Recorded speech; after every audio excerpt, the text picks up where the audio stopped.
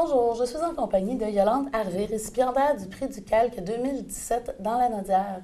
Bonjour, Madame Harvey. Bonjour, Madame Gauvin. Vous allez bien? Oui, très bien, merci. Vous aussi? Oui, merci. Bien, tout d'abord, avant toute chose, parlez-nous un peu de vous, de qui vous êtes, afin que nos téléspectateurs puissent connaître la femme derrière l'artiste. Bien, en fait, là, présentement, j'habite à Saint-Cuthbert depuis 18 ans. Oui. Mais je suis originaire de l'Île aux Coudres, dans la région de Charlevoix. Oui.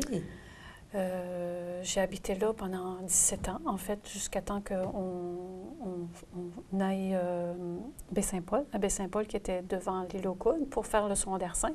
Oui. Alors, à ce moment-là, j'ai commencé à me promener un peu partout. Donc, à Québec, j'ai fait mes études en design d'intérieur. Ensuite, je suis allée à Rimouski, j'ai fait mes études en technique d'architecture. J'ai eu une entreprise en plein air dans le parc des Hautes-Gorges, justement, dans Charlevoix. Ensuite, j'ai recommencé mes études parce que, bon, j'ai travaillé longtemps en architecture, sauf que ça ne correspondait pas tout à fait à ce que je voulais faire. Moi, j'aimais travailler la matière, j'aimais créer mes propres projets. Puis, bon, quand on a des clients, puis on doit répondre à certains critères, certaines exigences, c'est toujours un peu frustrant. Alors, c'est à ce moment-là que j'ai pensé retourner faire mes études en art visuel. D'accord. Parce que là, quand on crée une œuvre, on est maître d'œuvre de A à Z. Oui. Et on a le choix de faire ce qu'on veut, en fait.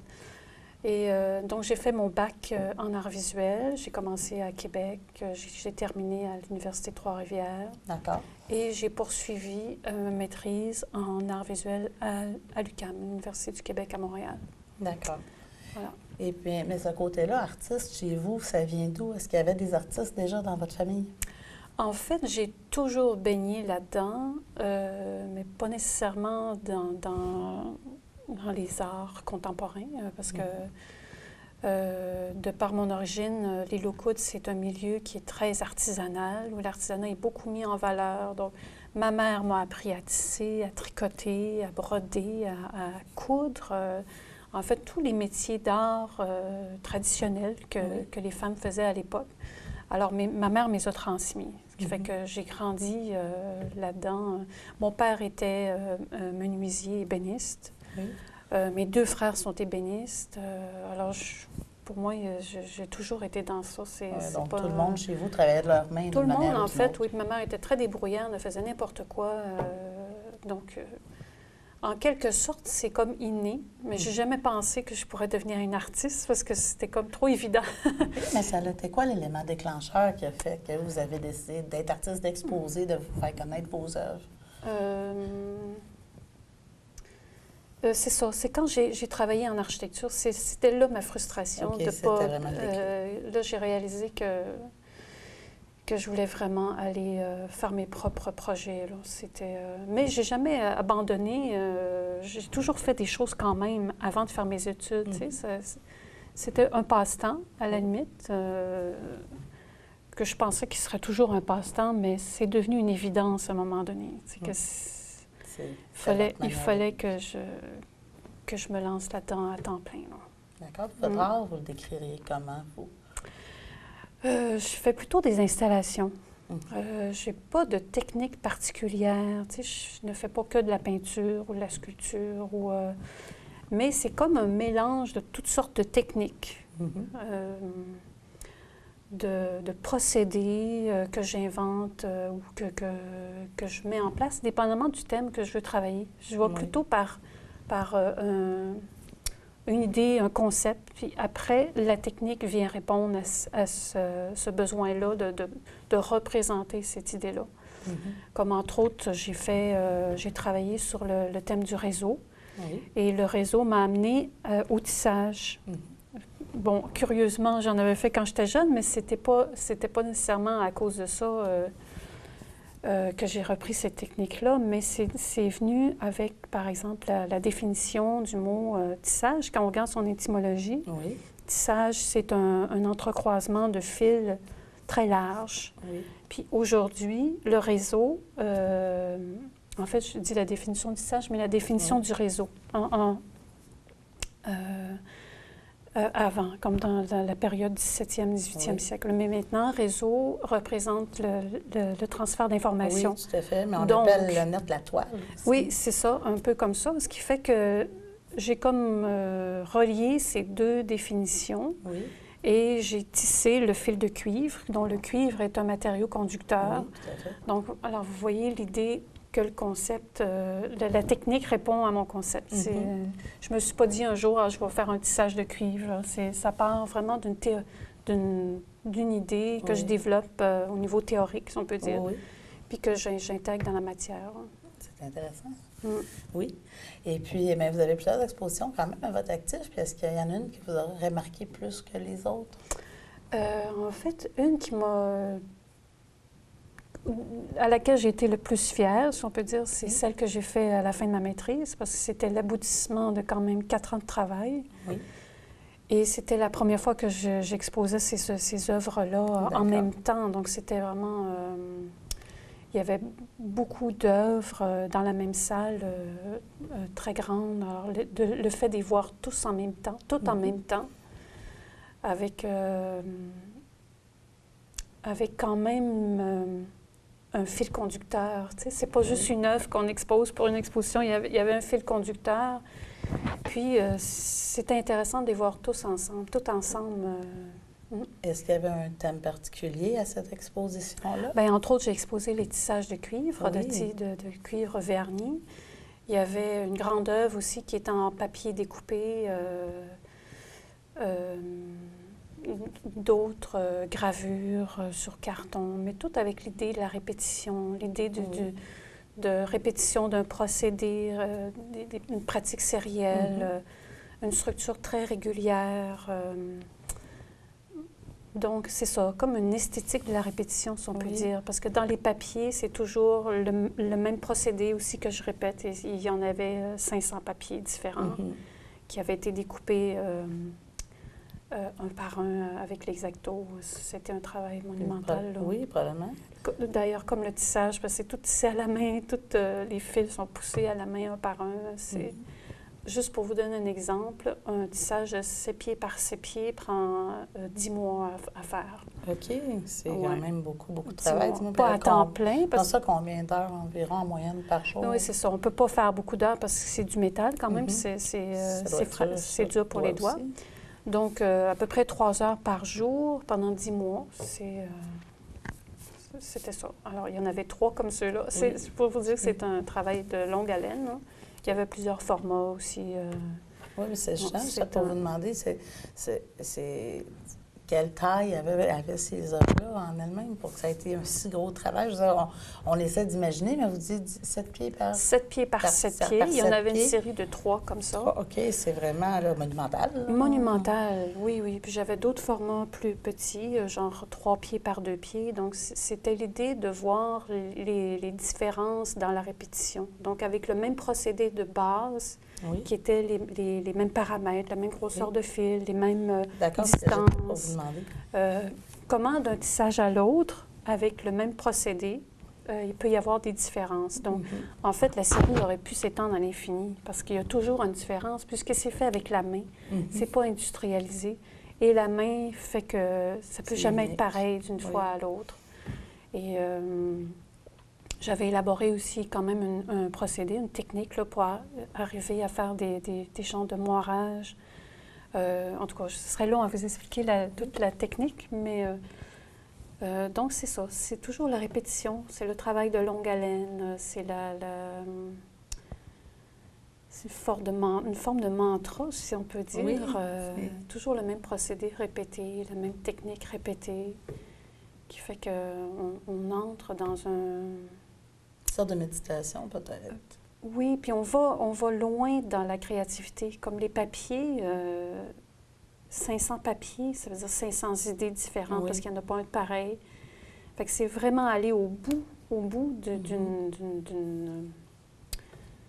d'une idée, d'une créativité. On pense qu'après 100, on n'aura plus d'idées, mais il en vient encore. Il en vient. Puis là, on pousse encore plus loin, on vit. C'est chercher les limites de l'esprit humain.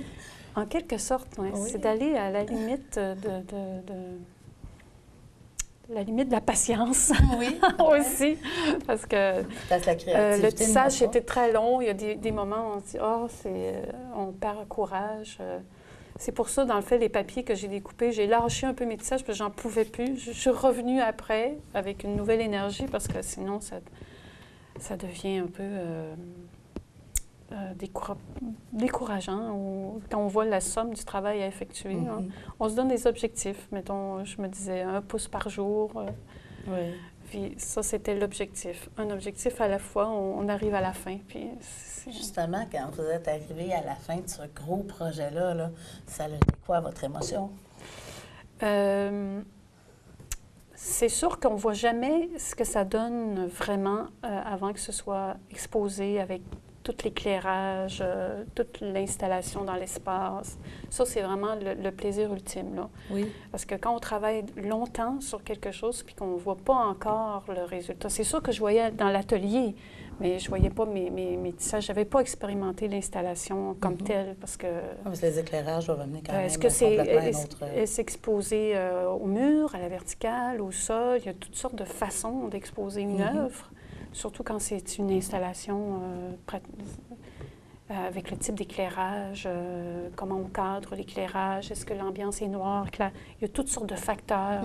Puis ça, quand on arrive à cette étape-là, c'est vraiment un plaisir total là, parce que on a travaillé longtemps, on voit le résultat. Même mes papiers qui ont été découpés, ils ont été un à la fois. Mais je ne les ai jamais mis ensemble. OK. J'en faisais un, je le plaçais dans ma boîte, un dans la boîte. OK. Mais ça a été quand même 3 mois de travail. C'était à quelle grosseur, Puis, ces papiers-là? C'est 8 par 10, ou 10 par 12, excuse-moi. D'accord. Fait que quand je les ai mis tous ensemble, le dernier jour que j'ai fini, j'ai fait... C'est là que j'ai vu l'ampleur de ce que ça donnait. Là, c'est vraiment très satisfaisant. Oui, c'est avec l'émotion, c'est la satisfaction. L'émotion, c'est la motivation de voir ce que ça va donner. C'est vraiment... Quand on fait un travail comme ça de longue haleine, là, c'est notre motivation première parce qu'on a un objectif, on a une idée dans la tête. Oui. Puis on se dit, c'est notre moteur. Oui. Mais parlant justement de fini, vous avez été, c'est vous la récipiendaire du Grand Prix du CALC 2017 dans la Naudière pour votre œuvre Pli dépli. Et puis, ça a dû être un grand moment pour vous de savoir que vous étiez la gagnante. Ah oui, c'est vraiment... c'est très touchant. C'est de voir que des pairs comme ça reconnaissent notre travail. C'est comme la récompense. En fait, non, c'est pas la première récompense. Mais notre première récompense, c'est nous qui nous la donnons avec l'autosatisfaction. Je pense que c'est ça qu'il faut chercher avant tout, avant la reconnaissance des autres, parce que c'est ça qui nous fait continuer. En tout cas, pour moi, c'est ce qui me fait continuer. Quand je suis fière moi-même de ce que je fais, quand je vois le résultat, puis je me dis « Wow, j'ai réussi », mais que les autres reconnaissent après, c'est un bonus, tu sais, parce que ça vient... c'est vraiment plaisant. Ouais, c'est fun oui. Puis ce prix-là aussi, c'est vraiment important parce que ça donne une crédibilité aussi. Tout à fait. Puis une chance pour d'autres projets, d'avoir des sous, tu sais, quand on a une reconnaissance comme celle-là, c'est aidant pour aller chercher d'autres subventions. Oui. Mais justement, l'œuvre Pli dépli, voudriez-vous nous en parler un petit peu de son processus de création et de l'œuvre en elle-même qu'on peut toujours admirer en face de l'église de Saint-Cuthbert? Oui. En fait, je vous ai parlé de mon œuvre en papier. Oui. Ça vient de mon œuvre en papier. Oui. Les motifs que j'ai découpés dans ces papiers-là, c'était une inspiration qui s'est greffée à une autre. En fait, ce projet-là, c'était dans un appel de projet dans le programme Art et Aménagement que la MRC de Dautré avait mis, avait présenté dans sa politique culturelle, qui est aussi en partenariat avec la municipalité de Saint-Cuthbert. La municipalité de Saint-Cuthbert, c'est ça. Et donc, quand j'ai vu cet appel de projet-là, qui demandait une œuvre publique dans notre municipalité, alors j'ai réagi. Je dis, c'était la première fois que je faisais une œuvre publique. Alors, je n'avais pas l'expérience non plus de ça, mais je me suis lancé le défi quand même de présenter quelque chose. Et là, je me suis promenée dans la municipalité. Je me suis dit, bon, où est-ce que ça pourrait s'insérer? Où est-ce que... Puis essayer d'avoir une idée, d'avoir une inspiration. Et puis, je revenais toujours devant l'église. OK. Quand même, c'est un monument imposant. C'est très chargé au niveau des sens. Et, il reste que c'est impressionnant. Tu sais, je me suis dit, faire quelque chose devant l'église, il va falloir que ce soit vraiment beau. Parce que puis bien intégré. Ça fit avec le paysage aussi. Oui, aussi. Ça s'inclut dans le paysage. Mais par respect, tu sais, pour ce monument-là qui est quand même, imposant, puis qui c'est ça, qui est chargé de sens, comme je vous dis. Donc, j'ai regardé l'église et puis les clochers qui se profilent là, vers le ciel m'ont comme un peu donné l'idée de référer à quelque chose ou faire un lien avec une forme d'art que j'admire depuis très longtemps, c'est l'art égyptien. Oui, les hiéroglyphes, les obélisques. Oui, puis donc ces clochers-là me faisaient penser à un obélisque. Ça m'a rappelé l'obélisque égyptien. Et comme l'obélisque est quand même aussi très chargé de sens, c'est toute l'idée de faire le lien entre l'au-delà et la terre, de vénérer le dieu Ré, qu'eux autres appelaient le dieu Ré. Donc une forme de... c'est ça, comment je pourrais dire, de vénération ou un témoignage envers les dieux, une forme de... je cherche le mot, là. En tout cas, peu importe, là, mais donc, c'est très spirituel pour moi, cet obélisque-là. Et le fait de mettre ça devant l'Église, c'est sûr que je ne voulais pas choquer non plus la religion catholique. Ça n'a rien à voir, ça va au-delà de ça. Pour moi, ça représente la vie, votre obélisque. Beaucoup d'images sont inspirées de la vie, de la nature. Absolument. Parce que je l'ai quand même vu. Hein? Oui, parce que les papiers, c'était ça en quelque sorte. Parce que mon papier, c'est comme... Je vais prendre votre papier. Oui. La technique, c'est qu'on plie un papier une fois, on le plie 2 fois, on le plie 3 fois. Et là, le dessin que je vais dessiner dessus est inspiré de la nature. Vous avez parlé de la nature, les animaux, la végétation, les minéraux. Donc, je prélève une partie de ces éléments-là, que ce soit même au niveau cellulaire, au niveau macroscopique, microscopique, dans toutes les grandeurs. Et puis, je prélève une partie. Ça peut être, par exemple, un détail d'une fleur, un bec d'un oiseau. Bon, et je le dessine. Et avec l'X-Acto, je viens le découper. Et quand je redéplie la feuille, là, ça devient complètement autre chose. C'est comme si... Ça représente l'éphémère des choses aussi. Oui, en quelque sorte, parce que la feuille de papier, c'est très éphémère. Puis mais la vie est éphémère. Aussi. La vie est éphémère, l'origine est éphémère. Alors, ça se déploie d'une autre façon qui n'a pas de lien avec l'origine, en fait, la partie d'origine. Parce que ça devient autre chose. Alors, c'est comme si on recréait quelque chose d'autre à partir de la vie. Alors, l'obélisque, pour moi, c'est ça. C'est comme un hommage à la création, mais c'est comme recréer à partir de ce qui a été créé. C'est ça. La création, c'est la spiritualité aussi. Donc, ces deux choses-là là, que je me disais, wow, OK, je pense que pour moi, ça faisait beaucoup de sens, en tout cas. Non, je peux très bien devant l'Église. Il y avait un lien formel aussi, évidemment. Là, si on pense à l'intégration, il y avait un lien formel, la grosseur des briques versus la dimension des images qui sont représentées, la forme élancée qui rappelle les clochers qui sont élancés, la couleur aussi, c'est inoxydable, donc ça se marie bien avec la couleur de la pierre. Ce que j'étais pour vous demander par rapport à ça, travailler l'acier, ça doit être quelque chose. En fait, oui, c'est quelque chose. C'est un beau défi. Mais par contre, c'est pas moi qui l'ai réalisé. Parce que j'étais pour vous demander, vous étiez plusieurs pour participer à l'érection de cette œuvre-là, dans le fond? Oui. Il y a eu des partenaires. J'ai donné des choses en sous-traitance. Donc, moi, j'ai préparé tous les dossiers informatiques qu'il fallait pour faire le découpage laser. Et le plan de la structure. Donc, le laser a été découpé par CFPM Technologies, monsieur qui est à Boisbriand, qui m'a donné du temps, qui s'est investi d'une façon incroyable parce qu'au niveau, au niveau de la technique, c'était vraiment quelque chose parce que découper avec le laser ces dessins-là, il fallait vraiment préparer premièrement les dessins informatiques avec le bon format, mais surtout la machine n'est pas programmée pour faire ce type de dessin-là. C'est des dossiers qui sont très, très lourds. Et puis, ça a demandé une belle expertise que le monsieur Georges a vraiment bien relevé, un défi qu'il a bien relevé. Ensuite, la structure a été faite par les ateliers Custom à Saint-Cuthbert. Ils ont fait un travail impeccable aussi. Oui. J'ai eu de l'aide de Roland Proulx, du village. Alors, les gens du village aussi se sont impliqués. Oui. Ça, c'est vraiment le fun. Les amis de la Chico de Saint-Cuthbert aussi ont donné des sous. Oui.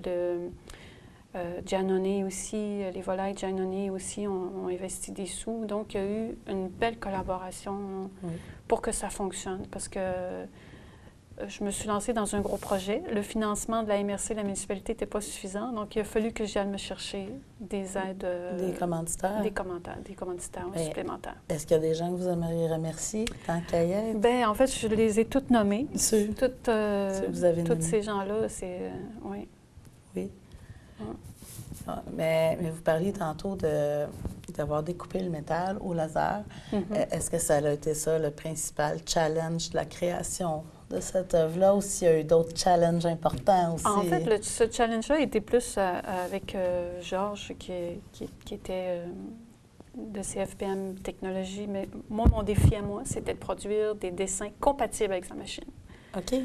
Les dessins informatiques. Ça a été un travail. Mes dessins étaient tous faits, tout informatisés, mais juste le transfert pour que la machine puisse les lire, ça m'a pris 3 mois pour arriver à découper comme il faut. OK. Est-ce que vous avez été obligé de refaire certains dessins ou si c'est vraiment une copie conforme des dessins que vous aviez faits au départ? En fait, le défi était plus... Le défi le plus grand, c'était quand j'ai voulu préparer mes dossiers au découpage. Parce que les dessiner, tout ça, ça va à l'ordinateur, mais de rendre le dessin compatible avec la machine, c'était un enfer. J'ai consulté des techniciens, je ne sais pas, peut-être 15 techniciens. Aucun ne savait comment faire. C'était la noirceur totale. Je me disais, j'y arriverai jamais. Tu sais, comment je vais faire? Je ne peux pas recommencer à tout redessiner. Ça aurait été un travail fou.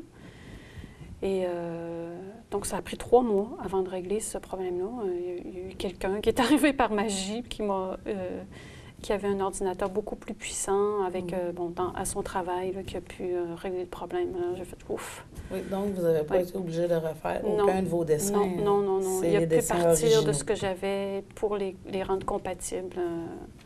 Ou les rendre moins lourds, surtout, parce que c'est la façon dont la machine les lisait, c'était des lignes, beaucoup trop de lignes, donc un dossier beaucoup trop lourd à gérer pour... Puis pour les gens qui voudraient les admirer, vos œuvres, on sait que Pli des plis est toujours devant l'église de Saint-Cuthbert. Oui. Oui, mais vos autres œuvres... Les autres, bien, j'expose de façon sporadique, là. Ça dépend... Comme là, j'en ai une à Joliette, justement, l'œuvre en papier qui est exposée à l'Arsenal. Oui, je croyais que j'en avais entendu parler. Oui, à l'Arsenal, jusqu'au 5 novembre, je pense. Et puis, les tissages ont été exposés aussi à différents endroits. C'est sûr que dans la Naudière, il n'y a pas beaucoup d'espace d'exposition, ce qui fait que je viens moins régulièrement ici. J'expose un peu plus dans les autres régions, là. Ce qui fait que présentement, il y a seulement l'exposition des feuilles de papier découpées à l'Arsenal à Joliette. Oui. D'accord. Puis vous, si vous aviez un conseil à donner aux jeunes artistes, ce serait quoi? Oh mon Dieu! Moi, le conseil que je leur donne, le premier, c'est en fait de continuer leurs études au moins jusqu'au au bac. Sinon, la maîtrise, parce que le plus grand défi d'un artiste, c'est de trouver des sous. Oui.